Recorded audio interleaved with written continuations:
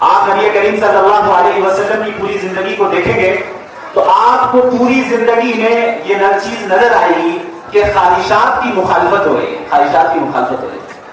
آج ہمارے خواہش کے خلاف اگر کوئی چیز پیش آ جائے فوراً ہم ناشکری کرنے لگتے ہیں اور ایسے الفاظ اختیار کرتے ہیں، ایسے اعمال اختیار کرتے ہیں جس سے ظاہر ہوتا ہے کہ ہم اس سے خوش نہیں ہیں اور ہم اللہ کے اس فیصلے سے راضی نہیں۔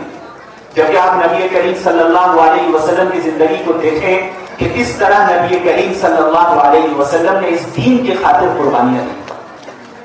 اللہ کے نبی صلی اللہ علیہ وسلم نے فرمایا، صحیح حدیث ہے کہ مجھے اس دین کے راستے میں جتنی تکلیف پہنچائی گئی اتنی تکلیف کسی اور کو نہیں پہنچائی گئی کہ 30 دن اور 30 راتیں گزر جاتی کہ میرے پاس اور بلال کے پاس کھانے کے لیے کھانا نہ ہوتا سوائے اتنی مقدار میں جو بلال اپنے بغل میں چھپا سکتا۔ نبی نے ایسی گزاری زندگی؟ کیا صحابہ کرام اللہ کے نبی صلی اللہ علیہ وسلم پر اپنی جان اپنا مال قربان نہیں کرتے تھے؟ کرتے تھے، لیکن آپ صلی اللہ علیہ وسلم نے کبھی ایسی زندگی نہیں گزاری، ایسا راستہ اختیار نہیں کیا کہ لوگ کہیں کہ بھئی یہ بادشاہوں والی زندگی گزارتے ہیں۔ حضرت عمر بن خطاب رضی اللہ عنہ ایک مرتبہ نبی کریم صلی اللہ علیہ وسلم کے پاس داخل ہوتے ہیں۔ آپ صلی اللہ علیہ وسلم آرام فرما رہے تھے ایک چٹائی کے اوپر، حضرت اٹھ کر بیٹھتے ہیں تو چٹائی کے نشان جو ہے آپ صلی اللہ علیہ وسلم کی پیٹھ پر پڑے ہوئے لگے ہوئے ہوتے ہیں۔ حضرت عمر جب ان نشانات کو دیکھتے ہیں تو رو پڑتے ہیں اور کہتے ہیں کہ یا رسول اللہ، آپ قیصر کو دیکھیں، روم کا بادشاہ، کسرا کو دیکھیں، فارس کا بادشاہ، کہ ان کا کیسا احترام ہوتا ہے اور کیسی لگژریس لائف ان کے لوگ انہیں دیتے ہیں، اور آپ تو صرف حاکم ہی نہیں بلکہ آپ تو نبی ہیں اور سب سے اعلیٰ نبی ہیں، اور آپ اس حال میں ہیں۔ اللہ کے نبی فرماتے ہیں، مالی وللدنیا، میرا اور دنیا سے تعلق ہی کیا، میرا اور دنیا کا تعلق ہی کیا، میں تو اس مسافر کی طرح ہوں جو سفر کر رہا ہے اور تھوڑی دیر کے لیے کسی درخت کے سائے میں آرام کر رہا ہے، پھر اپنی منزل کی طرف روانہ ہو جائے۔ یہ در حقیقت دنیا کی حقیقت نبی نے بیان کر دی کہ میرے بھائیوں، تمہاری حقیقی منزل یہ دنیا نہیں ہے، تمہاری حقیقی منزل آخرت، تمہاری حقیقی منزل اللہ کی جنت۔ تو دنیا میں صبر و قناعت کرو اور جو قربانیاں دین کے خاطر مالی اعتبار سے جانی اعتبار سے دینی پڑے اس میں فخر محسوس کرو۔ اللہ کے نبی صلی اللہ علیہ وسلم ایک مرتبہ ایک جنگ میں زخمی ہوئے، آپ صلی اللہ علیہ وسلم کی انگلیوں سے خون بہنے لگا۔ آپ صلی اللہ علیہ وسلم کہتے ہیں کہ بھئی صبر کرو، یہ تو اللہ ہی کے راستے میں ہوا ہے، اللہ ہی کے راستے میں ہوا ہے۔ غزوہ خندق کا موقع ہے، سخت مقابلہ، موسم سرد، موسم سردی شدت اختیار کی ہوئی، جنگ شدت اختیار کی ہوئی، اور اس کے علاوہ فقر و فاقہ، کھانے کے لیے کچھ ہے نہیں، بھوک سے ایسی صورتحال قائم ہو گئی کہ صحابہ کرام اپنے پیٹ پہ پتھر باندھے، ایک ایک پتھر سب نے اپنے پیٹ پہ باندھا کہ کم از کم پتھر کی ٹھنڈک پیٹ میں محسوس ہو اور اس کی وجہ سے جسم سیدھا کھڑا رہے، بھوک کی وجہ سے ہم جھک نہ جائیں کیونکہ ابھی مقابلہ ہو رہا ہے۔ لیکن بھوک کی شدت بڑھ گئی، بہت بڑھ گئی۔ صحابہ کرام اللہ کے نبی صلی اللہ علیہ وسلم کے پاس آتے ہیں اور شکایت کرتے ہیں کہ یا رسول اللہ، بھوک کی شدت سے ایسا حال ہو گیا ہے کہ ہم نے اپنے پیٹوں پر ایک ایک پتھر باندھا ہے۔ آپ صلی اللہ علیہ وسلم اپنی چادر مبارک کو ہٹاتے ہیں اور دکھاتے ہیں کہ میں نے 2 پتھر باندھے۔ نبی کون سے نبی؟ افضل البشر و افضل الانبیاء، اللہ کے سب سے مقرب بندے، ان آزمائشوں سے گزرنا پڑ رہا ہے۔ کیوں؟ اشد الناس بلاء الانبیاء ثم الامثل فالامثل۔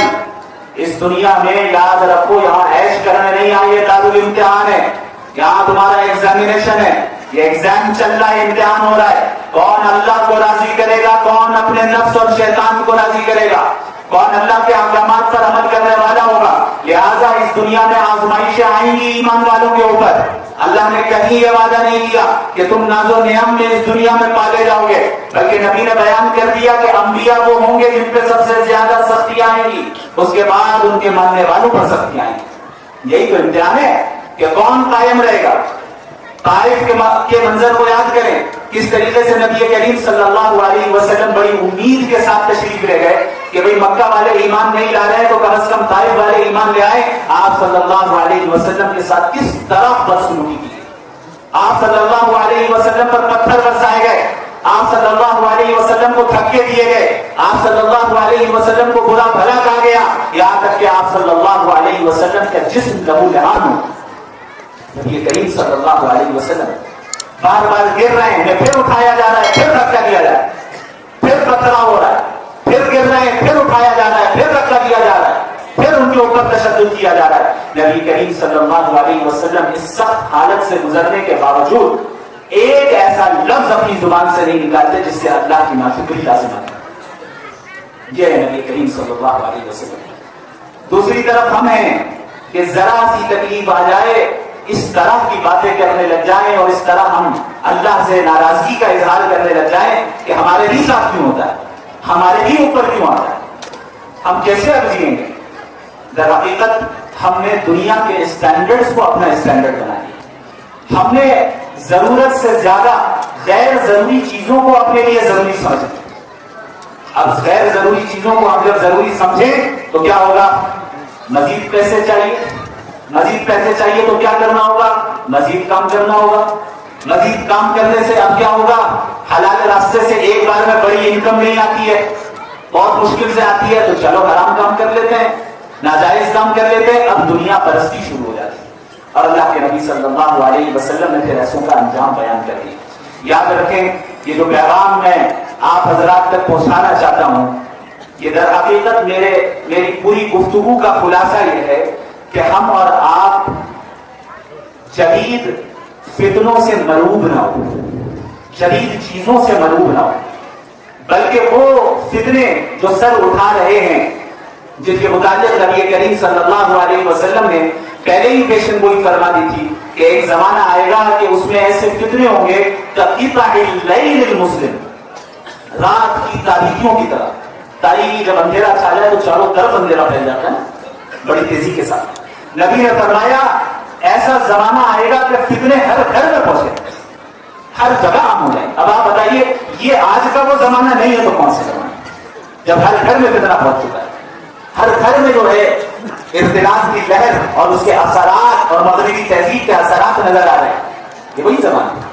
اللہ کے نبی صلی اللہ علیہ وسلم نے ایسے موقع پہ کیا فرمایا, میری سنت کو تھامے رکھنا, دین کو تھامے رکھنا. لہذا اس بات کا اس اجلاس میں عزم کر کے اٹھیں کہ ہم اور آپ انشاءاللہ کامل مومن بنیں گے, ہم کامل اسلام پر عمل کریں گے. دین اسلام مکمل اسلام پر عمل کرنے کا مطالبہ کرتا ہے. یا ایھا الذین آمنوا ادخلوا فی السلم کافہ, اے وہ لوگ جو ایمان لے آئے پورے کے پورے اسلام میں داخل ہو جاؤ. آدھا پیتر آدھا بٹیر نہیں, یہ یہودیوں کا طریقہ تھا, بنی اسرائیل کا طریقہ تھا, پھر جس کا انجام قرآن نے بیان کیا. افتؤمنون ببعض الکتاب وتکفرون ببعض, آدھے حصے پر کتاب کے آدھے حصے پر ایمان لاؤ گے اور آدھے کا انکار کرو گے. فما جزاء من يفعل ذلك منكم الا خزي في الحياة الدنيا, کہ ایسے انسان کی سزا یہی ہے کہ اس دنیا میں بھی اللہ اسے ذلیل و رسوا کر دے گا. وَيَوْمَ الْقِيَامَةِ يُرَدُّونَ إِلَىٰ أَشَدِّ الْعَذَابِ, اور قیامت کے دن سخت ترین عذاب میں مبتلا ہوگا. کون سا شخص جو آدھے اسلام پر عمل کرے اور آدھے پہ کا انکار کرے. مومن مکمل طور پہ اپنے آپ کو نبی کے سامنے سرنڈر کرتا ہے, اللہ کے سامنے سرنڈر کرتا ہے. لہذا جدید فتنوں کا مقابلہ کرنے والوں کا بھی تعاون کریں.